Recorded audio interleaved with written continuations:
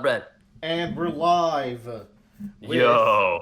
Roundabout Cast One Piece Edition, Road Poneglyph. Right, Yeah. right, right. Always the smoothest introductions. I'm joined here Always. with Bradley and Joe as we discuss Volume 62 of One Piece. Oh, Yeah.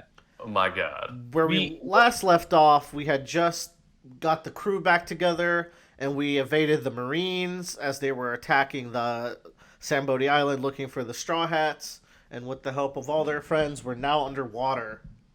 Mm-hmm. And this is the volume where they finally introduced my wife. My wife. Whoa, Vanderdecken looking ass over here. Yeah. My wife. So Willer and I are excited to experience this arc again. Yeah, dude. Oh, I love Fishman Island now. I haven't even. Well, that's because I haven't gone to the action, which is probably where it'll go downhill a little bit. But like the stuff we're covering today is some of the best storytelling in One Piece. Yeah. So I'm pretty excited about that.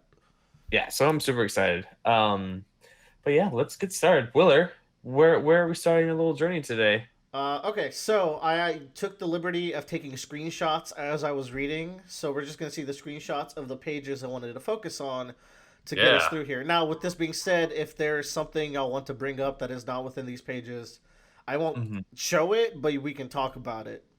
Dude, can you imagine if like we had started the podcast with the amount of streamlining that we have now? You know, it's a funny thing. I feel really bad for people who subscribe to our channel and then go back and watch podcast 1 because the podcast didn't get good until we separated One Piece and Worm from the podcast. So it's like just have things be their own thing. Should we discontinue like podcast 1 through 25 or something? Jesus. No, because those are the beginning of these segments essentially, so we can't.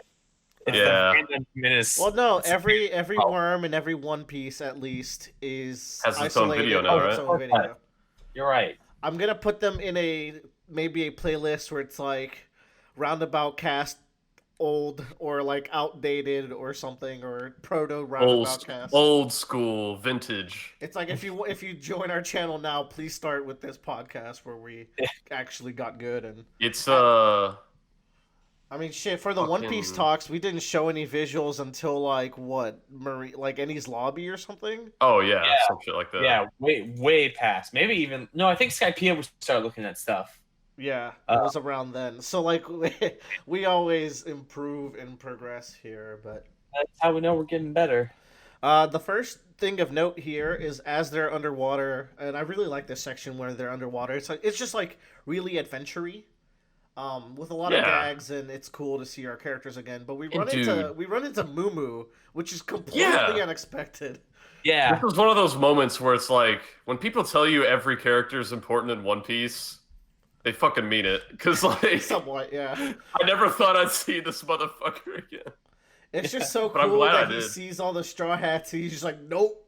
So like fuck that shit. A Caribou boards the ship, but then Moo runs away. I think that's a pretty. That's clown shoes gag to get the situation, but it's driven by character, so I really like it. Yeah. Next up we have, hold on. Ah, look, it's beautiful. We just go straight to the panels of note. I was going to say the panel in the top left is one of my favorite LOL shots. So there's some mysterious currents. Oh yeah, baby, we got it. Yeah, this there's a lot of good world building in this whole segment. I really like this part that specifies that the red line is kind of like a bunch of interlocking islands. That makes you think. We haven't really learned that before, I don't think. I've always wondered, like, what is the red line like to live up there? We've never had a story arc in the red line. I think one thing you can also infer from this is we were introduced to Oars, the continent puller. Yeah, I was just thinking of that too. Where it could be potentially like this is what he was known for. He made this line of just islands. Yeah, like he pushed all these islands together, and that's the red line. Yeah. I really like this thing with like this big sea current they have to go down to get lower. That's pretty cool, but dangerous. That is pretty cool, and like it kind of makes sense, right? Yeah. This whole part, like, I like how much thought Oda put into the mechanics of getting to Fishman Island. Dude, the giant kraken, though. The fucking Kraken is another moment where occasionally in One Piece, Oda will introduce an element that is just like a staple of pirate stories, and I'm like, wow, how have we not seen that yet? Like whenever we got to the ghost ship, I was like, oh my god, how have we not had a ghost ship yet? And this is like, oh, of course there's a fucking Kraken in One Piece. Now, to be fair, we did have a ghost ship in Thriller And two. Bark, And Yeah, Thriller but, Bark, you know. and we the had one that Brooke was in. But Or yeah, but I meant the Thriller Bark one. this, okay. this one is like, of course, there's gonna be like a Davy Jones style ghost ship as well. Mm-hmm. So two things I like about this little segment. One is that Caribou's the one coming up with plans around here, where like the Straw Hats are freaking out and Caribou's actually helping like deal with the Yeah. situation because like I don't want to die. Straw Hat number 10. Woo! We're seeing a bunch of the crew's new moves. We see like Usopp's plant come in clutch a little later. We see Robin's giant hands. I think this might be the first time we're seeing that. Yeah, dude. She can finally go gear third. Yeah. She can. Chopper's guard point is like huge for Ball now. Yeah, dude. Sanji can just run in the water because he can move so fast. Yeah, we finally get to see people's like new time skip abilities. Not all of their new time skip Yeah. abilities, but a lot of them, and it's just It's like, good, like it's like a good mini showcase of what everyone like has learned. And it's a blink it's if you blink you miss it kind of thing. One thing I really like about Robin that's also really creepy is that her hands are just a whole bunch of hands. Yeah, if you got close, it's gonna look real gross. yeah. Like, well, one of y'all pointed out that it's cool because her giant hand ability didn't come out of nowhere. She does like proto versions of it before the time skip. It's been a really good progression for a character that doesn't fight. Like, despite her not fighting, there's been a good progression in her moveset. But okay, the real thing of note here is the colors of arms hardening that we see on this page, which is going to be really prevalent for the rest of One Piece. This is the visual tell of when someone's using hardening haki, or rather armament haki, and it makes their fist like black, basically, which is a cool aesthetic. I enjoy it. And the elephant gun is Luffy's new big move that he uses to take out the Kraken. Like, now that we have fucking hockey, I'm like, man, we just probably opened up a whole new world of move names. Yeah, so here we have elephant gun, so we'll see if you can get the naming scheme of his It fires in spurts. Another cool thing about this section is the logistics of underwater battling. There's all these things where, like, Zoro, you can't use slashing attacks because you're going to cut the bubble around the sunny. And Luffy and Sanji, you can't both start attacking from outside the sunny because you'll puncture the bubble through multiple places and cause it to pop. So it's cool. Like, it had a new flair to these battles. Yeah. Something else important, Briley, is did you notice the one weakness of Gear 3 is now gone? That's true. Luffy he didn't become little after it. Yeah, he can just casually do it now without becoming little. Let's fucking go. Yeah, now, and like when he does go Gear 2, like he doesn't really have to warm himself up. He just snaps right into it. Yeah, he goes in and they're basically his base moves now, which is really cool. Yeah. One thing that doesn't make sense about the Gear 3 thing is like he was going little because physically speaking he would shrink like a balloon. And I don't see how training can make it so you don't shrink. Maybe he breathes the air out. He's able to balance himself. Yeah, yeah. You see willpower. Say no more, Chief. This dark section is really cool. Like, it's really atmospheric. Dude, that ocean floor looks creepy as shit. Yeah, look at these freaking weird eels, man. It's that cool eel because, has definitely committed war crimes. It's cool because like we don't know what's in the bottom of our own ocean, and the Straw Hats never even get to see what they're up against here. They get to see very little when Frankie uses his legendary nipple light ability. I know, right? Robin's got her patent like dark jokes here, which is always nice as well. I like the sea creatures. They kind of almost look like child-looking creatures, like that fish looks like something a a kid would draw, but it's just scary looking. Yeah, but then the jellyfish like reaches out to Chopper like a friend, and then they're like, "Don't touch it; it's gonna steal you and eat you." Yeah. So this is when the Flying Dutchman appears. They're singing a Let's pirate fucking song. go. Even Brooke is scared, and we get introduced a little bit to the idea of Vanderdecken, but we will later meet his descendant. I believe the deal with Vanderdecken is that he was cursed to like. What was the deal with him? I don't think I took notes for it. Some kind of curse. He did something to Fishman Island. Yeah, he was exiled from Fishman Island, I think. Yeah. And he was like damned to just wander the seas. I will do the research. The Google Foo. Meanwhile, we're gonna talk about how good this fucking Kraken punch is. Yeah, I love that the Kraken, like instead of like doing typical Kraken shit and wrapping its tentacles around its victim, it just fucking punches it with a tentacle. It's this is really good art too. Like these last pages have been really busy, but Oda still knows how to land those punches. Dude, I feel like it's got to be hard to like draw an octopus in motion as well as Oda does. Yeah, but like, he does it. Like Surame the octopus here is really putting his all in this fucking punch. He's really going for it. I also like this part where like he's still landing like quick blows. He's just beating the shit out of the giant dude here. Yeah. So for Vanderdecken, the legend is that he became so crazy one night he threw his entire crew overboard, and that invoked the wrath of gods, and they punished him to wander the undersea forever. That's the legend and curse. I forget when it comes up in these volumes. That does come up. It comes up in this volume for sure. I think probably Neptune talks about it or something. Yeah. Or Hody when he's meeting. I will say it will come up again though. Okay. This page looks awesome. I love the use of like negative space to show like because it's all dark and it's just illuminated by this huge explosion. Mm-hmm. And it launches the Straw Hats, and eventually they land near Fishman Island, this is what it looks like outside. And when you got here, like, did you find it weird that there's light? Because they do address it later.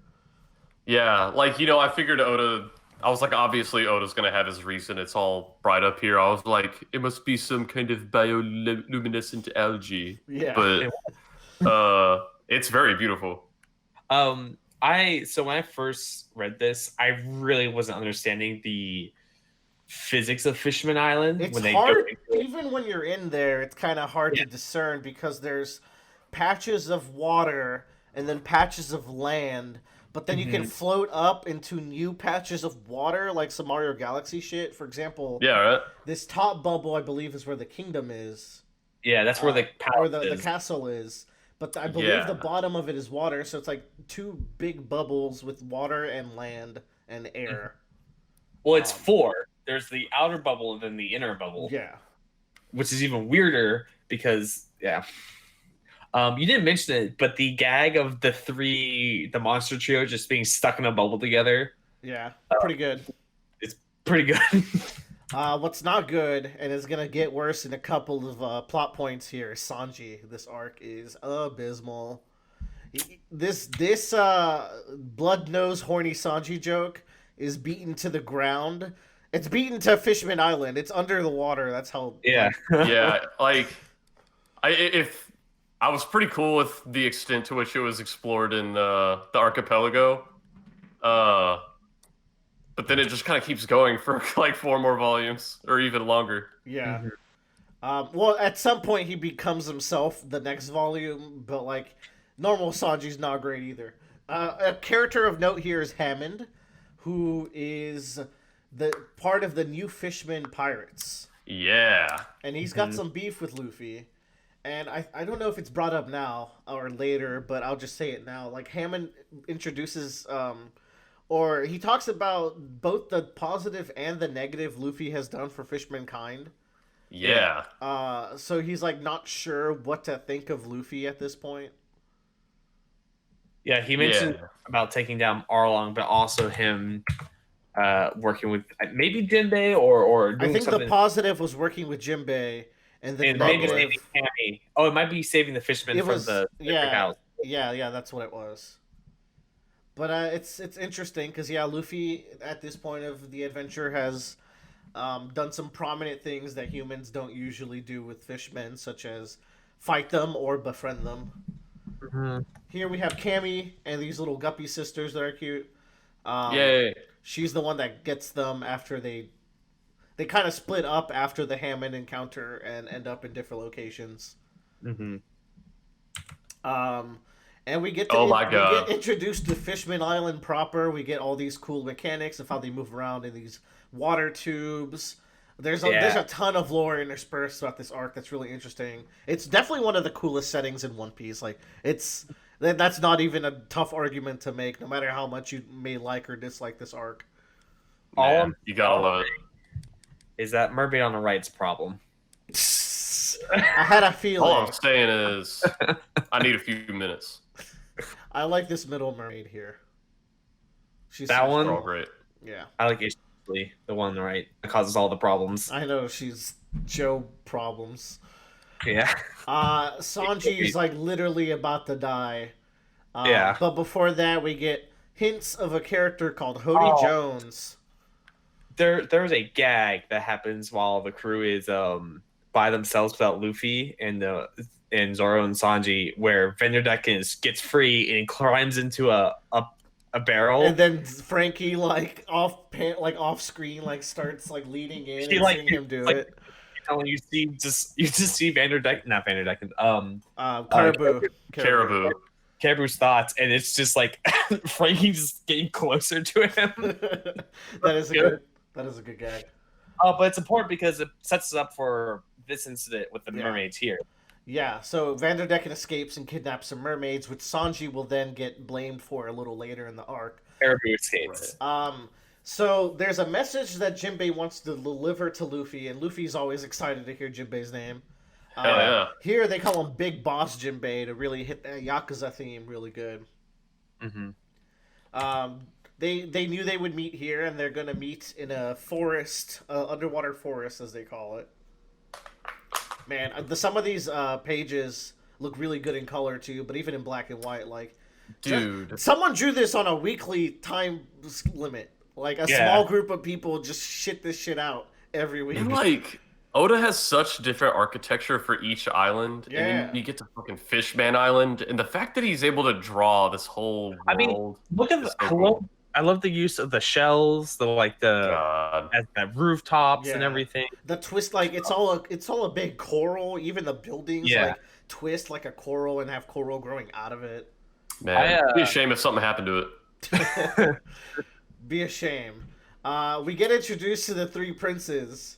Sunfish Mambo. So you get Fukaboshi, who's the actual cool one of the bunch. He's the actual prince, you know? Yeah. And then these two fucking dorks. Now, I will say, the right guy and the left guy, their annoying quirks do get recontextualized at the end of Volume 63. Yeah. Which will save them from us putting them in the E tier of the post-time skip tier list. Yeah, for the next volume and a half, I was like, God, these guys are such tools. And then we get to the flashback, and I was like, wow, the reason he does the Sunfish Mambo is actually really sad. I like him now. So Sanji is getting held by a mermaid at this point, and this is where shit really hits the fan for me. Oh, man. Sanji has such a ridiculous nosebleed situation that it becomes a very important plot point in which we need to get Sanji blood. Now, getting Sanji blood leads us to a new lore that is really interesting. Who among us would be any different than poor Sanji here? I don't think I would make a mermaid out of blood.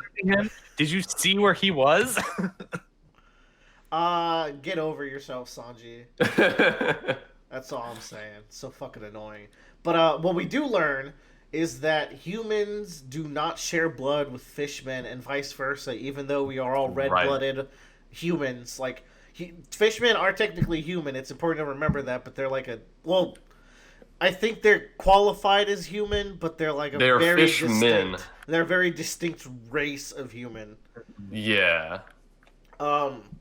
And Hammond here lets us know that, like, in the long history of Fishman Island, this whole blood thing has been a really important scenario. We also learned that Fisher Tiger, the hero of Fishman Island, died because of a blood transfusion issue, which really gets you thinking, like, oh, I wonder what played out there.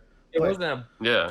it wasn't an issue. It was he says that well, the Joe, I think you're. We I think you're we don't know jumping. that I yet. think you're jumping the gun No. here, Joe. you were the ones who refused to mix your blood. Oh. Yeah. Well, that's- Oh, okay. Yes. Well, Yeah, that's the that- issue. No. So that's interesting. We'll put a pin in that because that's not the truth. That's I know. That's what I'm That's saying. how You're saying history- it's an issue. Never mind. It is a race issue is what I'm getting at. Like there's Okay. a race Race issue, not like a my blood contaminated you. Yeah, kinda thing. that's No. what I thought you were saying. No. But we'll learn more about that, and it's a very interesting story. We get introduced to Madame Shirley next, who has a badass design. Ooh, Yeah. man. She's a soothsayer who can see the future. And she has a very scary premonition in a little bit, but I believe it's revealed at some point that she's Arlong's half sister. I saw this in a video, and I was like, "Oh, that must What? be a Vivre card thing or something." She or is a half sister of some motherfucker. I think it is Harlong. Look it up, Joe. I think it's not revealed within the story. I'm pretty sure. But Yeah. must What's her be- name? Madame Charlie. It must be a data book thing. But I saw this in a YouTube video. I was like, what? Arlong is a What? hot sister. Really important things we learn next is that Big Mom is the emperor who owns the territory of Fishman Island. Yeah, I think this is us finally getting the name of the last of the 4 emperors. I think we've gotten it before. I I don't could be know. wrong. I don't think so. Actually, I could be wrong. I think that actually, this yeah. this is the first I remember hearing of it. So we have No. Shanks, Big Mom, Kaido, and and Whitebeard. Whitebeard. previously Whitebeard, and Yeah. probably gonna be Blackbeard soon. Probably. Probably. Yeah. So this was the last one that was not revealed by name. What we do know about Big Mom is that she requires candy factories to be built in her territories as her one like tribute for owning the territory. Now, Yeah, I wonder why Mom is so big. now, Whitebeard never asked for anything like that, but Big Mom does. So you could tell like Whitebeard used to be the protector of Fishman Island, which is made extra clear in the big flashback in the next volume. Yeah, like I got the vibe. Whitebeard, obviously we get to see very little of him in the story up to this point, but I got the vibe that Whitebeard would like claim an island as his territory and then like kind of fuck off. He wouldn't, Yeah. harass them. Yeah. So That's the vibe I get as well. We learn a little bit about the weird genetics of Fishman. I think we go into it more, though, when we learn about, what's his name? Den, which is Tom's brother, which will come up in a yeah, little bit. it's like if both of your parents were shark fishmen, that doesn't necessarily make you more likely to also be a shark fishman. Like if your great great great grandfather was like a manta fishman, Yeah. then you're just as likely to be a manta as a shark. Which is Which is interesting. kinda cool. And yeah, it's so what a cool thing about Fishmen, like they don't have any interspecies racism because they're so wildly different. Your son is not going to look anything like you potentially, and I think that's a cool Yeah. cultural thing for Oda to bring up. Like they won't have any interspecies racism. They just have interspecies conflicts of values. And the racism is between humans and Fishmen. We also get reiterated the whole thing where like a old enough Fishman woman will split their fin, which is interesting. Right. So, the Arlong's brother thing is not revealed until volume 67 Okay. Okay. in SBS. Gotcha. Oh, okay. Yeah. Yeah, because I was like, I don't remember that ever coming up in the story, so I assumed it was an SBS. Well, she has a cameo at a certain point. Must be in a flashback or something then. Yeah, it's in a flashback, and so that's what the question was about. Gotcha. Well, Yeah. a small jump the gun moment, but I've done worse. It's, yeah. So there's this big So Madam Shirley is never wrong about her predictions, and she has a very alarming one right now that Straw Hat Luffy will bring ruin to Fishman Island. And then he's gonna save Fishman Island, and then the characters are gonna be like, "What about that ruin you talked about?" And she's gonna be like, "He's gonna eat all of our meat," is what I meant. So that's Bradley's official theory for the ruin. That's my official theory. Now, us longtime fans are very interested in this theory this little plot point. Yeah. We get introduced to the new Fishman pirates. These are clearly the bad guys of the arc. Thoughts? I like Zio. Zio's definitely the coolest one to me. Yeah, he looks fucking cool. I like Ikaros. His name's weird, and his speech patterns are weird. And Hodie's got a good design as like a great white shark. Like that is a great personification of a great white shark. But then there's Dosu, and I'm just like, ugh, I don't know about you, dude. Yeah, he's sitting there. Daruma's all right. Like a little shit. I think there's a little kid character that comes up in the later arc that's a much more striking design and sticks with Willer and I for a lot longer. Oh god. Next, we have King Neptune be introduced and his ship. Hoe, and not ship. Sorry, I call it a ship because in Treasure Cruise you could use Hoe as a ship. It is just his mount. This is another one of those things where I was like, of course, One Piece has to have fucking King Neptune, right? Yeah, it's great. So and he's awesome. This is where things get weird because when it was originally getting translated in English, they called the big sea monsters Neptunians. And then now you have King Neptune, but he's not related to the Neptunians at all. Yeah. Because in Japanese and in the scans, we all know the Neptunians as Sea Kings, and so now Viz is kind of like putting their foot in their mouth with their previous decisions. I can't wait for Oda to introduce a character called Zolo to just fuck with everything. Because now, could you imagine? My personal headcanon is that Neptune was named after Neptunians because he's strong like a Neptunian. There you go. That works.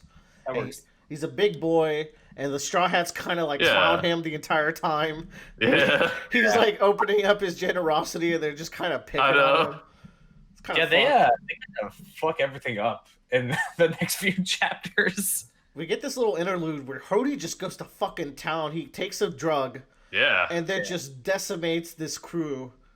In some very striking imagery. Like this one where he's busting through and like legitimately eating a man like a shark. That's rough. Yeah. Like, man, when did it fucking start?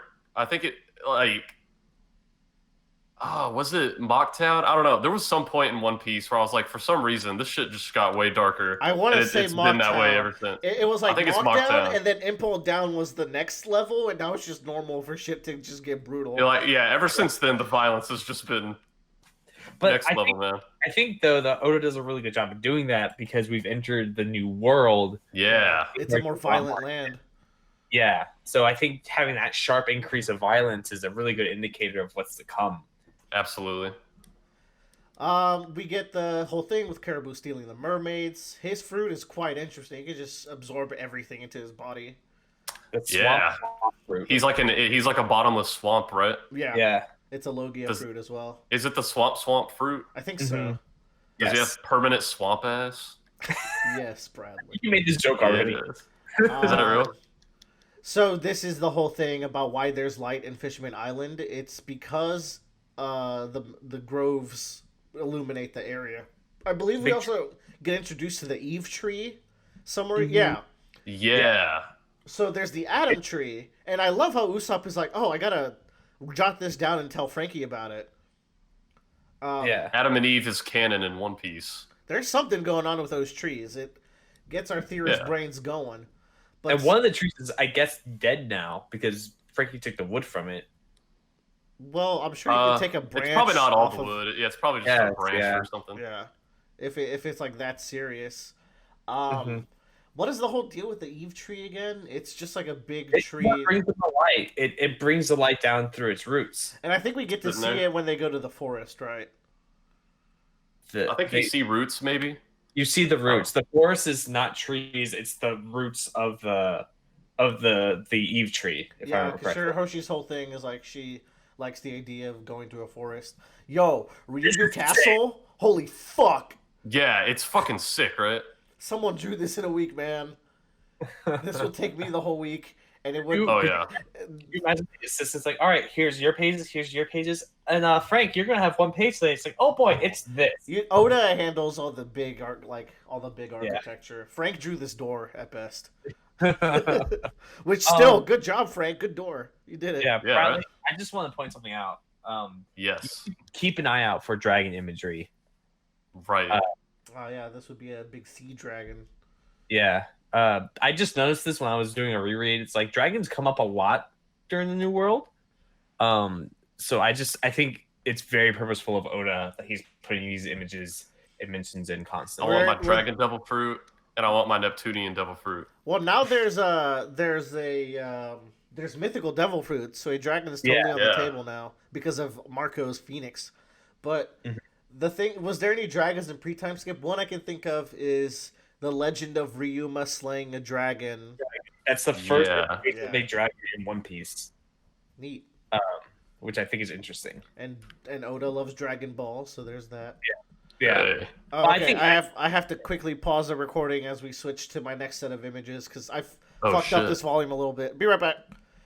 And we're back with the next set of images I have, which here we have Vendor Decca's introduction. Yeah. Oh, And- loser. I think he has a cool design. Oh yeah, it's he like looks pretty alright. it's like slimy cool, you know. It's you're right. It is slimy cool. He's a great slimy character design. But makes you, So the first time, like whenever we saw him here, I didn't notice his multiple legs at first. So in yeah. future panels, when I saw multiple legs, I thought he was just like running really fast. That's great. His fruit is one of the coolest fruits in One Piece. This is like reaching JoJo levels now. The Mark fruit, Dude, I think it dope. is. I think it is a really cool fucking fruit. Yeah. And the limitations of the two-hand like rule for the fruit, I think, is really interesting as well.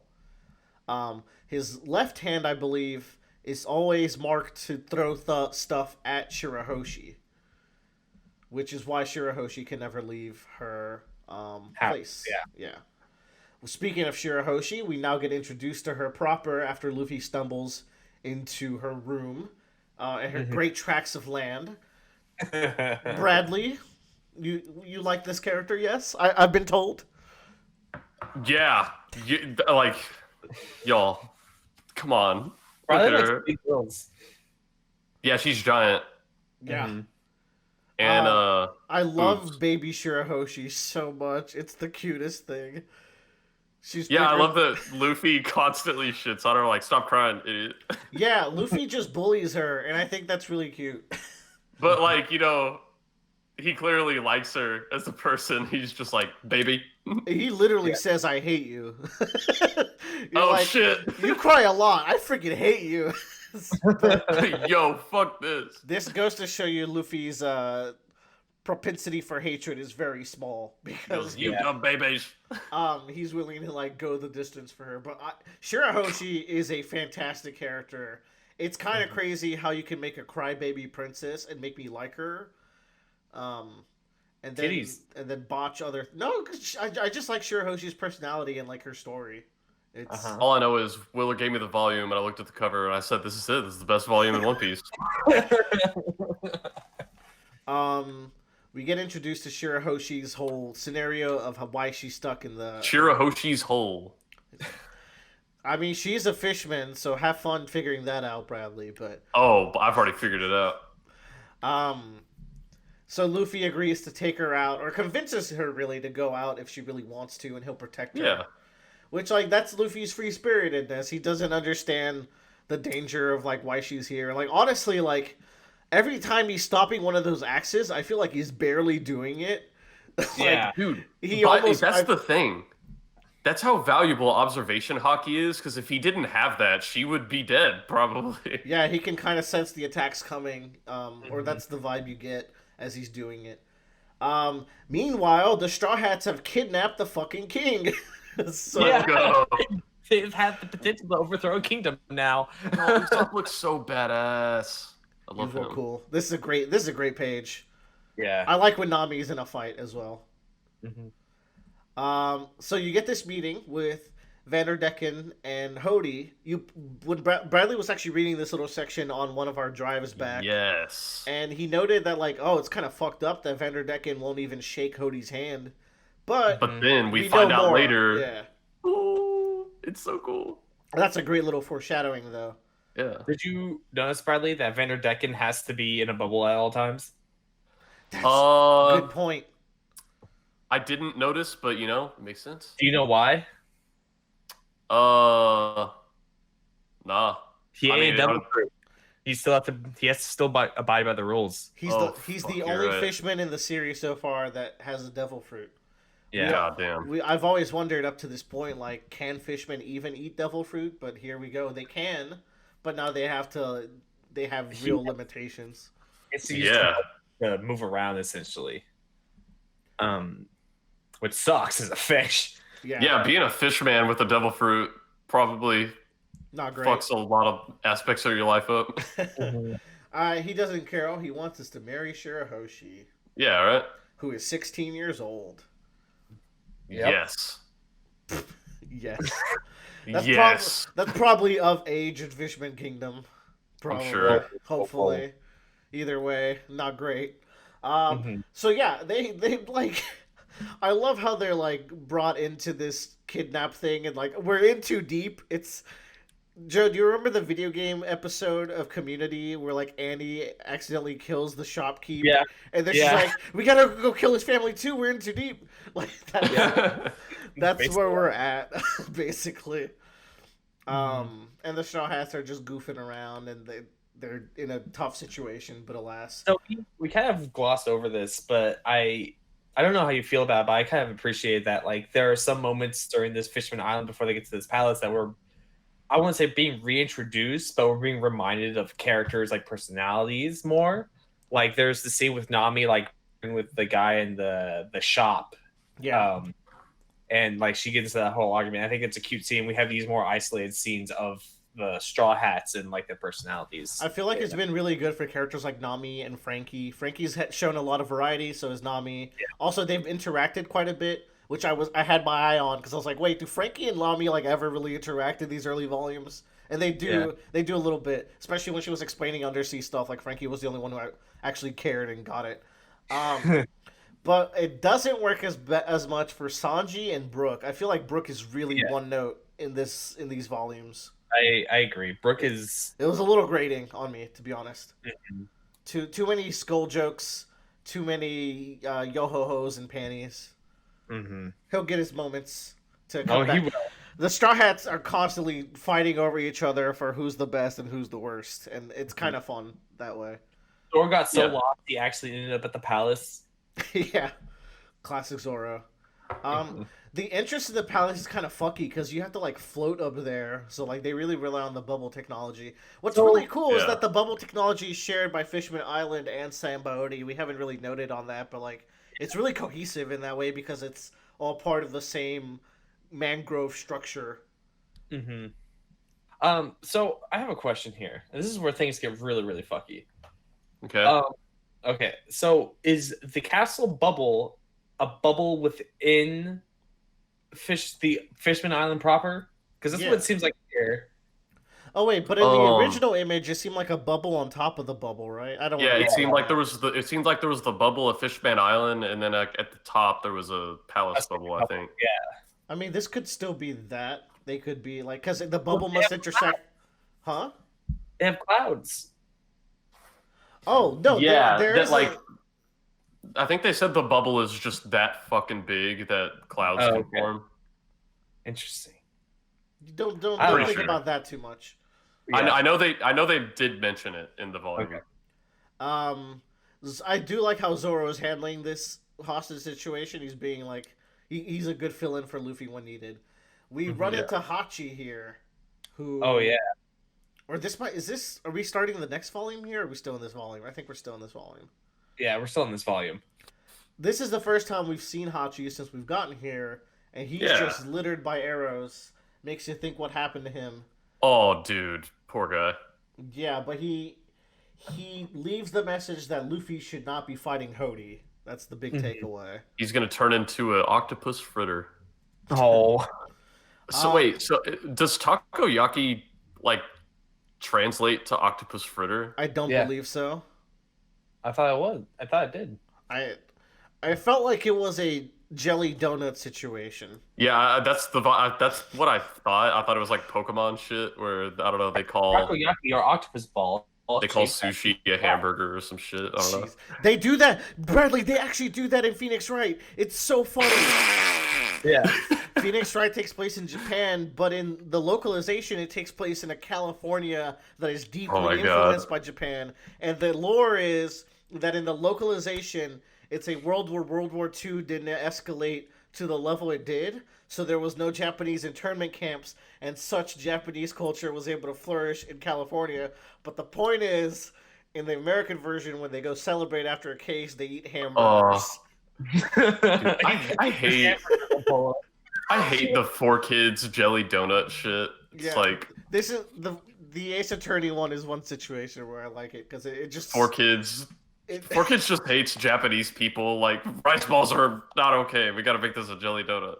or maybe they're aware of deeper truths. But the volume ends with this incredible imagery of Luffy. Like Brooke is taking one of the like secondhand men to go check up on the princes, and he just walks into Luffy fucking riding Megalo, who's eating Shirahoshi. Yeah. That is so fucking funny. It's so Great. fun. Luffy's idea. Oh, that's brilliant. Yeah. But this is where it ends. There is this dark like thing where people are getting launched at the castle. We get to learn a little bit more next volume of what the circumstances are with that. Mm-hmm. But that's really fucking dark. This is one of the darkest pages in One Piece here. With all, there's this dude who's just he's dead. That dude's dead. I don't care what Oda says. Yeah. We probably see him next volume. But Yeah, I'm sure. that wraps it up for this volume. Any final thoughts of this part of the story, Bradley? How are you feeling? Oh, dude. I'm so sad that Shirahoshi's not going to be in every volume. Well, Well- she'll be in every volume for the next few volumes. I can promise you that. Yay. All right, join us next time as we cover volume 63, which is where I think where stuff really picks up. Yeah, that's where the real shit starts happening. All right, bye bye. Hi, everyone.